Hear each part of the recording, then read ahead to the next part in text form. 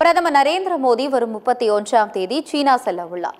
சீனாவில் ஷாங்காய் ஒத்துழைப்பு அமைப்பின் மாநாடு நடந்து வருகிறது.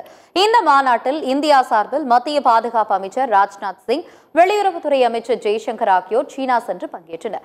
இந்நிலையில் இந்த மாநாட்டில் பங்கேற்க வரும் 31ஆம் தேதி பிரதமர் நரேந்திர மோடி சீனா செல்ல உள்ளார். அப்போது பிராந்திய பாதுகாப்பு, பயங்கரவாதம் மற்றும் வர்த்தகம் குறித்து விவாதிக்கப்பட உள்ளது. மேலும் இந்தியா சீனா இடையிலான உறவு குறித்து பேச்சுவார்த்தை மற்றும் ஸ்திரத்தன்மையை உறுதி செய்யும் முயற்சி எடுக்கப்படும் என எதிர்பார்க்கப்படுகிறது. மாநாட்டினிடையே ரஷ்ய அதிபர் புதின், சீன அதிபர் ஷி ஜின்பிங் ஆகியோரையும் பிரதமர் நரேந்திர மோடி சந்திக்க வாய்ப்பு உள்ளதாக கருதப்படுகிறது. இந்த பயணத்துக்கு முன்னதாக 30ஆம் தேதியன்று பிரதமர் மோடி ஜப்பான் சென்று நாட்டு தலைவர்களை சந்தித்து பேச உள்ளார்.